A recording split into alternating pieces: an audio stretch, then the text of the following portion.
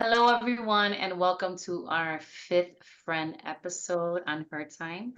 We want to take this time to thank you for watching this episode. I'm Rosie, and I'm here with my amazing friends Daisy, Jeanette, Regina, and our special guest Heidi.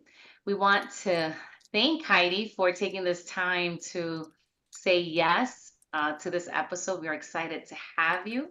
um, I have known Heidi since 2000, since the year 2000, when she decided to join a 12-month discipleship program at the church. And she's still with us. She hasn't left. And we've all known Heidi for over 20 years. And we're excited. We're excited that you're here, Heidi. Thank you so much. After she did the program for 12 months, she just went on to be a missionary for several years, and she married later in life. She has a very unique story, and I just feel blessed that she is going to be sharing that story with us today. So, Heidi, tell us a little bit about yourself and your journey of infertility and how the Lord has been the center of your life during this time. And tell us, how long you've been married. And yeah. Hey, thank you, ladies. All of you. Love you. I've known you in my journey since I've been at New Life or Chicago for the last 23 years almost. And you were very integral in every part. So I did get married later in life because I was doing ministry, most of it. I I was traveling, and finally close to the my 39th birthday or a year before, I met my husband at church.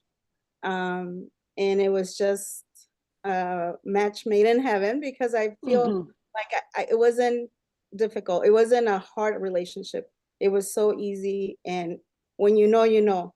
And I know both of Mhm. us say that we hated it to hear those words as singles, but now when you know that that's your person. And I thank God for it because he has been really my rock in this journey. And it's our journey because it wasn't Yes. just me not being able to have a kid, but us. So we got married 10 years ago, almost in October this year. And initially, as any newlyweds, that we thought we would get pregnant. But a year and a half into our marriage, I went to a regular routine checkup, gynecologist. And then that's where it was really quick. It was like, hey, there's something in your uterus. Let's take a look and let's do a biopsy. And that's when the news kind of came. And the doctor was very nonchalant about it. He's like, the only thing you need to do is get a hysterectomy. It is as a newlywed person, I was like, let me think about this. It was really like a shock, you know, but he didn't give me any other option. So it was hard because at that time I was like, hey, we just got married, we're trying to get pregnant. Is there anything else where they're like look into IVF? But I was not, and I don't know if I'm jumping a lot in this story, but I was already 42 because I got married right before I turned 40.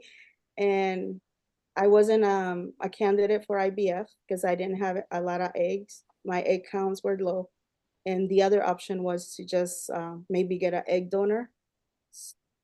So when we met with the doctor, I was like, George and I felt like that wasn't a route to go to.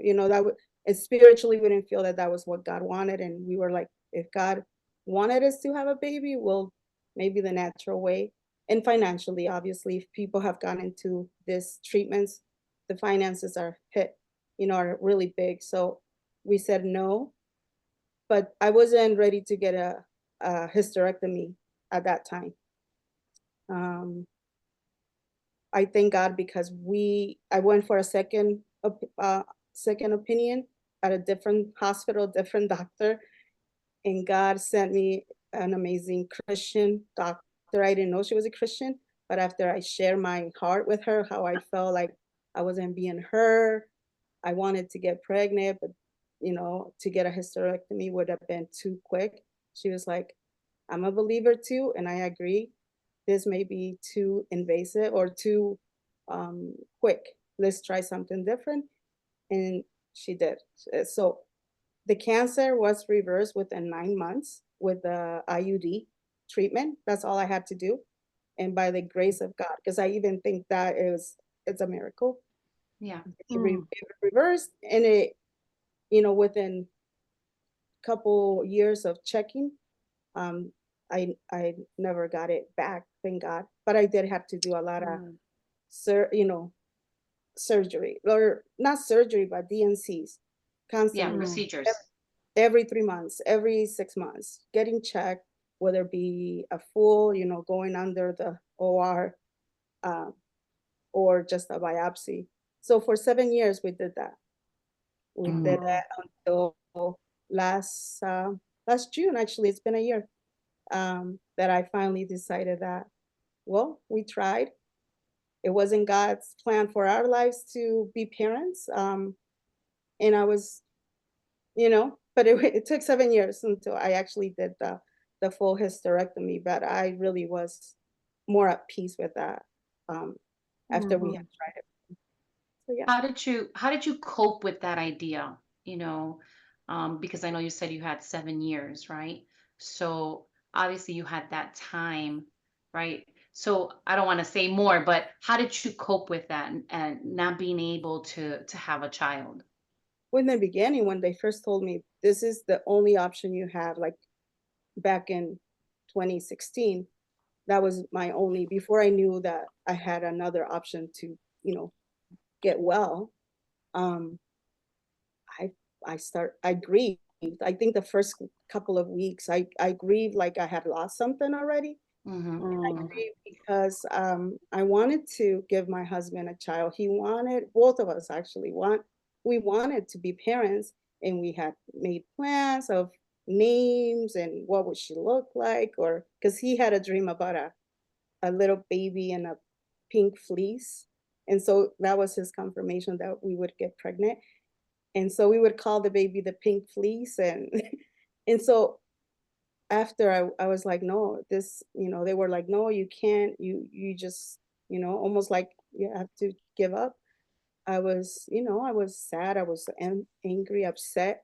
It's like baby commercials become so much more magnified. Mm. People, sharing their baby stories is like, oh, great, so things, but I grieved, like I said, maybe a couple weeks. And I didn't wanna cry in front of him a lot because I didn't wanna make him more sad, or so I would wait until he was working. Or at that time, we only lived in one, um, attic with one door in the whole place, and it was my only place of refuge. So sometimes I would just go in there at night and cry. But I feel like during that time also God sent, there was one song that really ministered to me by Christine de Clario.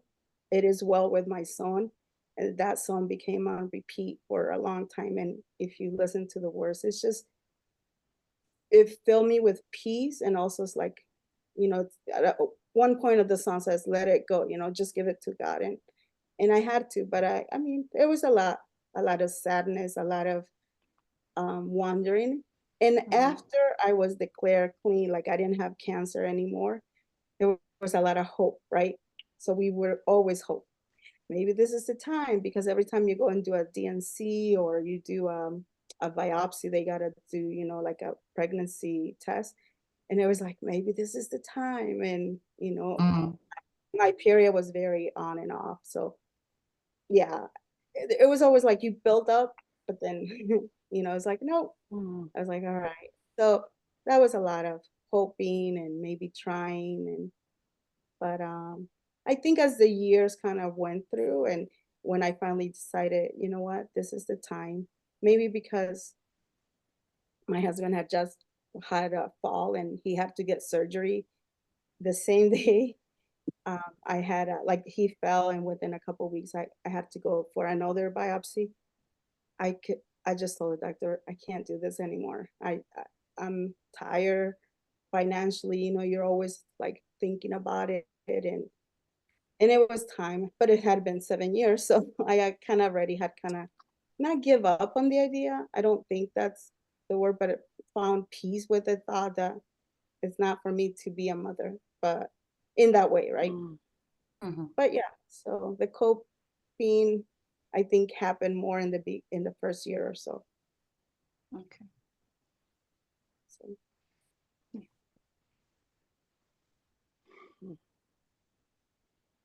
So let me ask then, Heidi, you just mentioned that, you would have loved for your husband to become a father, right? That was one of the pieces, though both of you wanted to be parents, um, and give birth to your own child. But I wonder then, when you're in this with someone else, obviously it's not just you. Did you ever have to deal with any guilt around, I'm not the one, I can't have the children, and I yeah, wish that he could be a dad? Did you ever have to deal with that? yes, I did. I just remember I even almost thought maybe you will have a baby with somebody else, like, Mm, or yeah, the guilt really, like, that was probably, and still it lingers around sometimes. And for my when I see my in-laws, because they also, I mean, my mother-in-law only has one grandkid, and so it's like, oh, the hope that you would give them another one. But so yeah, there was a lot of guilt of I'm not good enough. But one thing that my husband did say over and over, he would always encourage me, is like, I didn't marry you because of your uterus, pretty much like I didn't marry, I marry you because of you. And in his mind, I think he still believes that God will provide a child through, but I mean, we kind of stopped, like, I mean, not, Sarah was 98. yeah, well, that's the thing. He would always say that, well, God can do miracles. I'm like, yes, baby, but I got nothing down there to hold. But I don't even argue with faith, and I'm not gonna tap her on, put a lid on it. So, and yes, God can do anything, right? But yeah, I guess I think more rational, more physical, like I know what, but he still thinks God can still do a miracle. I'm like, okay, God can do it, so I don't fight. But yeah, there was always that. But I yeah, think God gave him to wisdom to, I never saw him being sad about, not like he wasn't sad, but like, so I don't know if he kind of refrained from sharing the sadness or the grief, of not, because in his mind, God can still do it. So I don't know if he has yeah, gone through the process himself, but yeah. Do you I mean, feel that uh George, I mean, was, how did he cope with it, Um I'm sure he was a support to you, right? Um, but do you feel as though, he went through this journey with you as well, like at your side, not blaming you, share a little bit about that. no, definitely. I mean, like I said, he was my support ever from the beginning. Like, every visit to the hospital. I think during COVID was the only time I had to go into the hospital or into the clinic. Every biopsy, and biopsies are done with no anesthesia, nothing. Like, you Mm-hmm. feel every pain. Mm-hmm. He was always right by my side, holding. I think he felt it more than me at times. The nurse, my doctor love him because they always saw him there. Like, I yeah, no, he was with me. Like, he didn't go through the pain of it, but I think he felt the pain. You know what I mean? Like, Right. I never felt like I'm doing this on my own, or I'm trying to, like I said, only probably just during COVID once that I had to do it. He wasn't there, but even then, the nurses knew but yeah, no, I thank God for my husband that he was the man to be with me during this journey. And still, like Yeah. we're still, but in a different season, obviously, but no, he's still supporting. And something that I didn't mention, that after I got diagnosed with cancer, like I had also been dealing with a lot of rheumatoid arthritis issues. So my rheumatoid flare up. So I was going through the cancer and also the pain of the rheumatoid arthritis. And that's where he like stepped up, because I couldn't lift up my hands, I couldn't brush my hair. So going through both of those things at the same time was really, but I think like he was my strength in that, because he would literally like comb my hair, raise, help me to get dressed. If I could just go down the steps and come back, that was a lot, that. So yeah, during that season of 2016 was like the most painful, but yet there's silver lining at the end. Like God was using that to also restore our marriage, Yeah. in that season too. Because before that, it had been, there was a broken part of trust issues that we were going through. And then when my illness hit, it almost like shocked both of us. But I think God used that to like get him to be like, now you're the man. You got to stand up like a man of God. And Mm, God has done so much in our marriage. And that's why I'm not. I mean, yes, it's painful to go through all that, but I see that God used that pain to bring us closer. Like the mm, more we're attacked physically and in my body, the more He knit us together as a marriage and as a couple. mm. So all in all, I mean, I'm just grateful, grateful. Yeah. I can't say that having a child would have been, you know, and something different that we would experience, but I don't regret anything that we've gone through. And not that I didn't, you know what I mean? But I don't regret the way we handle it. And um, Mhm. if anything, yeah, it was God. Do you feel that this journey has strengthened your faith and your marriage? Most definitely, yes. I've seen the hand of God. Um, just with, like I said, nobody, when you tell someone they have cancer, like if you ever hear somebody like, I would always think that before I even, like, what would I do if the doctor would said you have cancer? Like, what would be my, what would I do, right? And I never experienced, like, when I heard those words, it wasn't like, oh my gosh, I'm gonna die kind of thing. But I was like, God, there is purpose for this in my life, and I want to know what. It just made me get closer to God and searching for more than anything peace, because in the midst of the chaos or the midst of the uncertainty, like I had so much doubt, like should I go into this the IUD, or should I do the hysterectomy, like I questioned it like a lot, and I was like, okay, God, I just need wisdom. So I have to search God for more wisdom, for the finances. I saw the hand of God over our finances, because that was one of my thing, right? Because they kept saying every 3 months you got to do you got to go through a procedure, and that's not cheap. And so I just thank God that my job was gave me the insurance that we needed, you know what I mean, like everything. Mhm. The Yeah, like I said, who would have thought that an IUD would reverse the cancer, right? Because I hear more now women not treating it or not knowing that it's there, because it's a cancer that doesn't, you don't, unless you have physical pain or a lot of bleeding before that, you don't know that you have endometrius. They discovered my endometrius because I went for a foot pain, not because I was dealing with anything Mm. physical.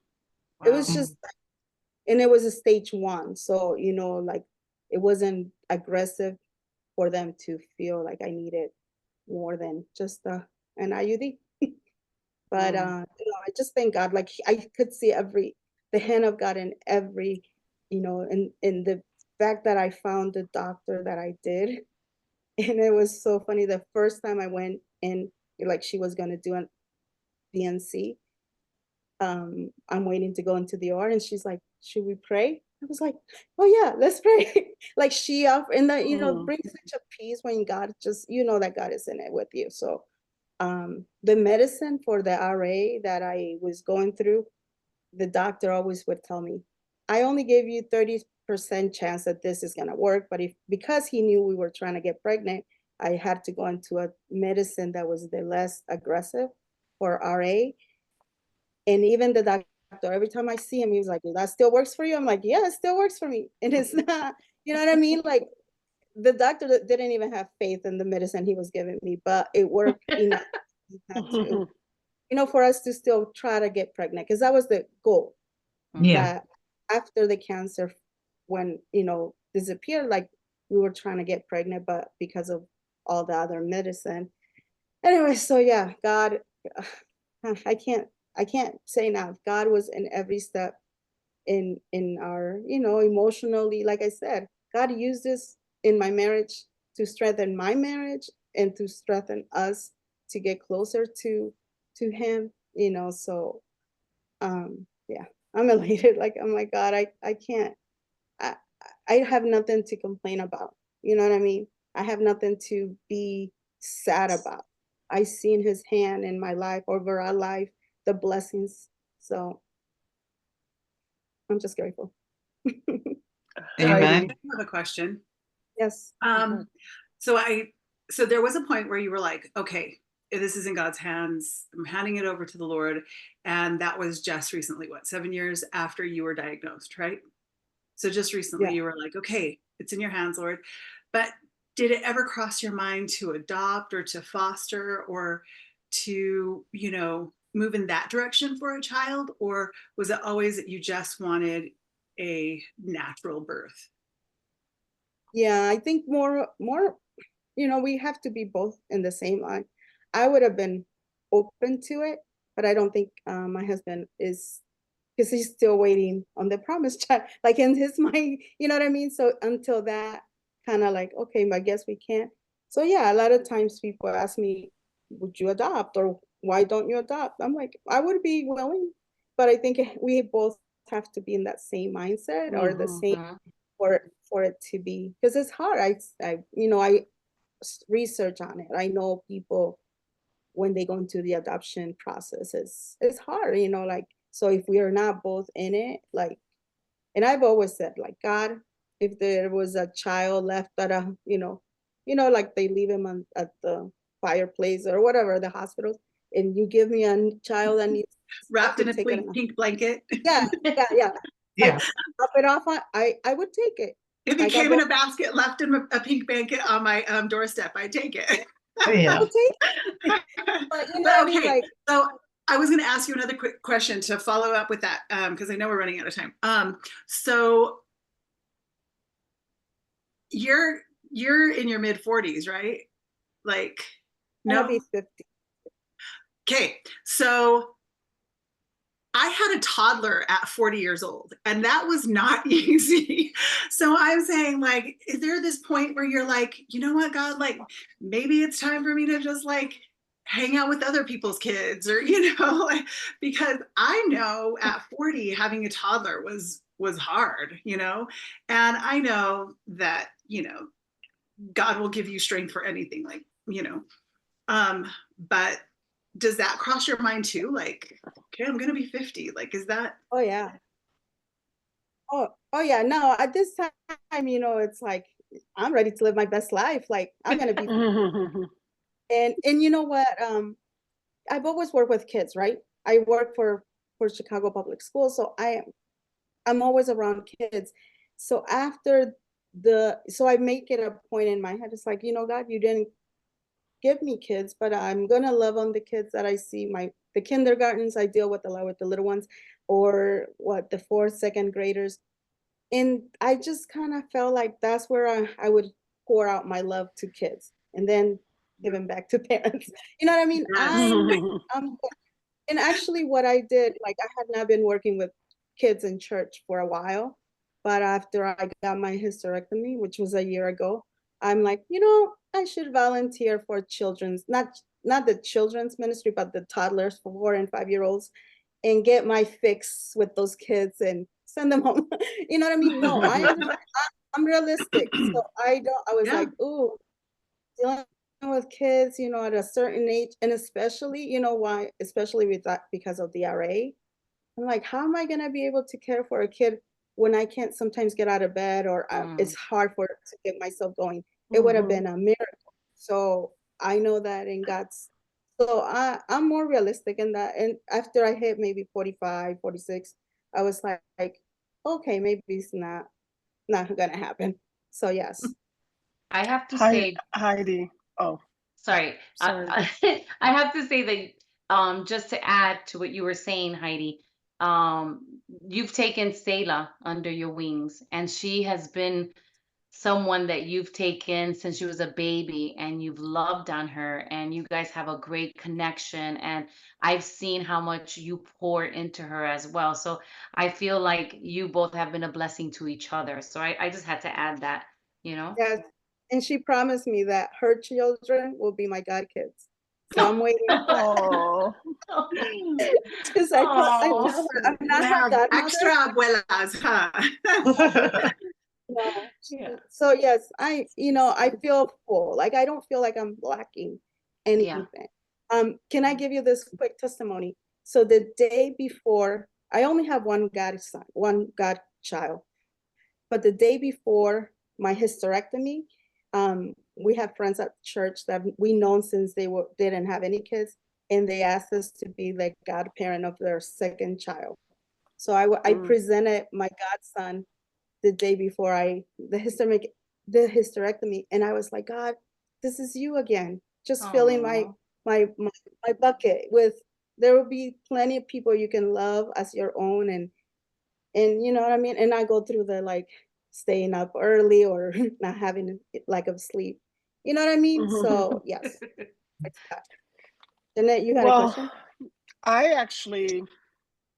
I will end it with a question, but I just want to say, Heidi, you are so beautiful. Mhm. You are so beautiful. I am looking at you and listening to you and just listening to the how you radiate the love of the Lord and how the Lord is just like shining all over you, and Mm. just the way you speak so beautifully and um so encouraging Yeah. and just so inspirational. I'm just like, wow, I'm so in awe of you. And so I just wanted to say thank you so much for sharing your story with us and for being so open and transparent.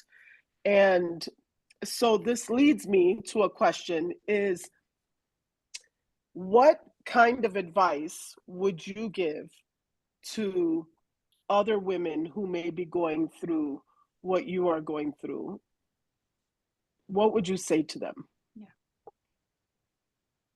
I mean, I say if you have the means to seek, the professional help, the medical help, do it. I did it. I tried it. It wasn't to my favorite, but I mean, obviously you put it in because even dealing with is it having IVF, the church has different things about it. But I'm like, do it and be at peace with God, because God will give you the peace to go through it.